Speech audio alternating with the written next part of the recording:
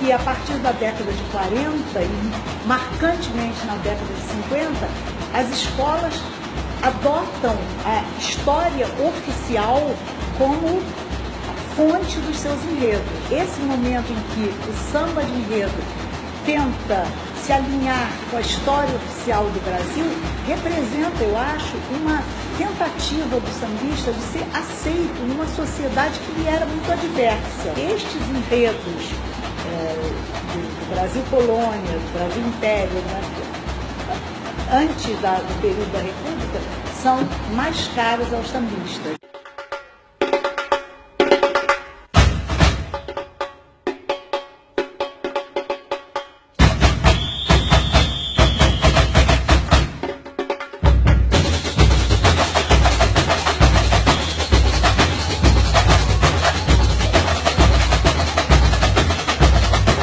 Já houve casos de fatos históricos contados que não eram bem daquele jeito? Ah, inúmeros. E eu acho que isso é muito bom, porque na verdade o samba de enredo, ele não tem a obrigação de relatar os fatos, ele não tem esse compromisso, né? Ele faz uma leitura dos fatos bastante livre e é uma criação, né? Tem uma licença poética. Tem uma licença poética, exatamente. Agora, por outro lado, os enredos e os sambas de enredo nos deram personagens que a história oficial ignorou completamente, né? São inúmeros os exemplos, a começar por Chica da Silva, né? Quem conheceria aquela mulher, coitada, que teve muitos filhos? Quando eu soube da verdadeira história de Chica da Silva, ela não era aquela criatura, sei lá, que teve 14 filhos, uma coisa assim, então não podia ser aquela mulher tão né, importante, majestosa e invejada, como dizia o samba. E por aí vai. Aí temos mais recentemente, exemplos mais recentes do Dom Obá, que a Mangueira recuperou, né, que é um personagem assim não é um personagem histórico, é um personagem, digamos, quase literário, né, das crônicas do João do Rio, que falam a passar, ao que tudo indica, ele de fato existiu, e assim a Olímpia também no enredo da Mangueira, quer dizer, são personagens que têm um grande valor simbólico popular, mas não entraram para a história do Brasil. E o samba nos deu isso, né, nos trouxe, recuperou essas imagens, né? Olímpia, quem é você?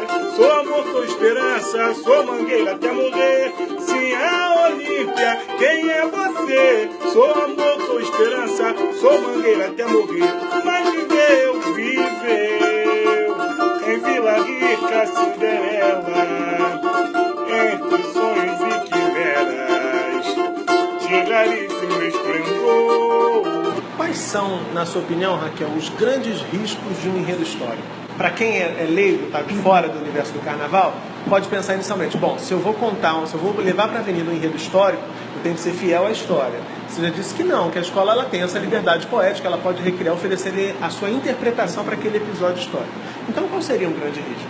Eu não acho que se possa falar em risco. Eu acho sempre muito positivo que se tome a história, não de maneira fanática, todos os enredos, e hoje em dia poucos enredos são históricos, né?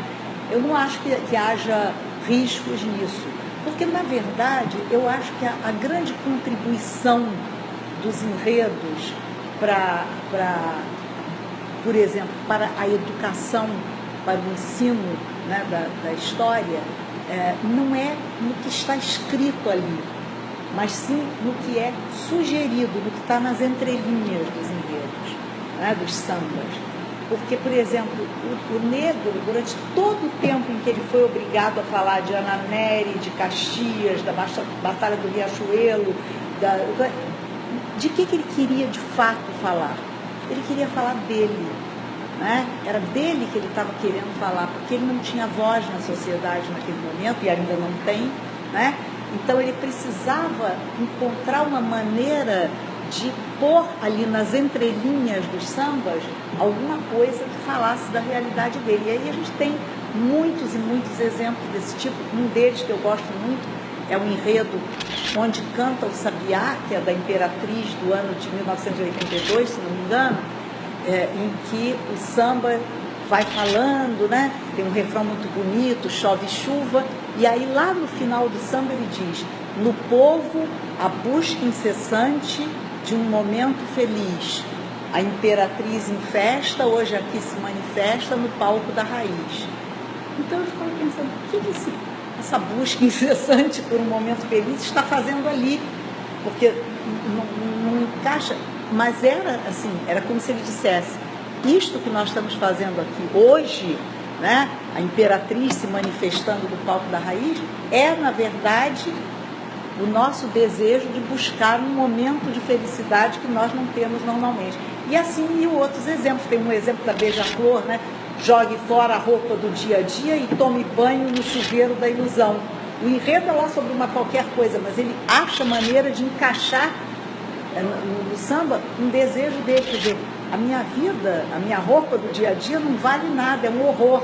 Mas eu posso, uma vez por ano, tomar um banho no chuveiro da ilusão.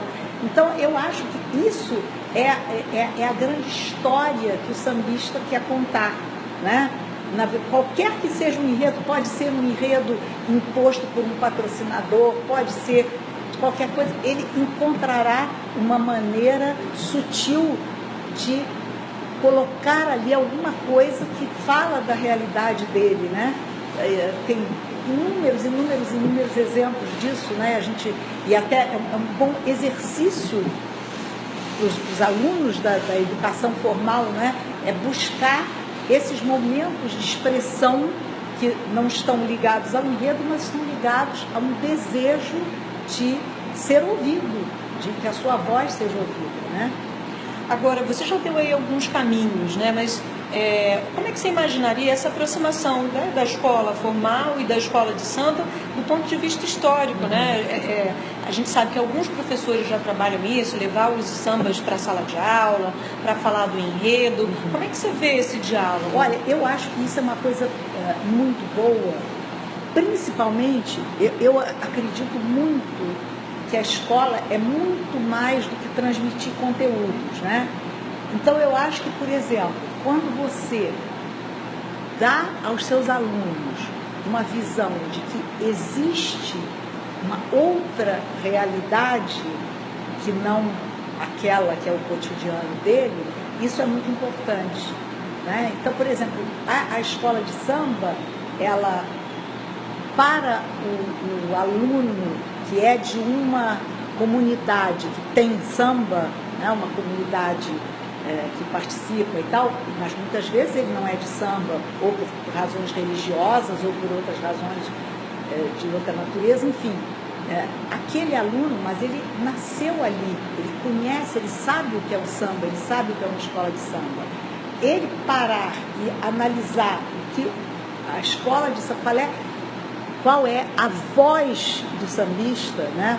O sambista, qual é o momento em que o sambista pode dizer o que ele quer, eu acho que isso vai ajudá-lo a compreender que aquela manifestação ali não é só o que parece, é muito mais, né? É muito mais. E, por outro lado, para um outro tipo de público que não comunga, não participa da cultura das escolas de samba, eu acho fundamental ter esse contato, porque eu acho que na infância, na adolescência, é o momento em que você tem que tomar conhecimento do mundo à sua volta. E o mundo à sua volta não é 1 metro quadrado, o seu quadrado, é muito mais do que isso. Então, nós vivemos numa cidade, por exemplo, que temos escolas particulares com mensalidades altas na zona sul do Rio de Janeiro, em que os alunos que ali estão não têm nenhuma noção de como vive uma pessoa que mora numa comunidade de samba, numa cidade dessas da Baixada Fluminense, que tem grandes escolas, ou mesmo nos bairros periféricos, no subúrbio, em Madureira, em Campinho, em Padre Miguel, enfim, ele não sabe o modo de vida daquela comunidade. E eu acho que a escola de samba, que é uma coisa que por um grande esforço, uma grande vitória dos sambistas. Chegou aqui, o aluno lá da escola tal, ele, de repente, o pai vai assistir ou vai levá-lo e ele já viu, né? Então, esse é um momento importantíssimo de integrar essa realidade, né, que é de todos nós. Não existe uma realidade, porque a realidade é de todos nós. E o samba conseguiu, mais uma vez vou citar o Paulo da Portela, conseguiu ser, ou tentar ser, esse traço de união. Então, o professor tem uma grande responsabilidade de usar isso a favor desse ideal, né, de união, de integração da cidade, do Brasil e até do mundo, por que não, né? Tá ótimo, Raquel. Muito obrigado por ter vindo aqui conversar com a gente hoje. Eu adorei. Raquel, a gente adorou também. Muito obrigada, viu? Brilhou, oi, brilhou, como o sol da primavera.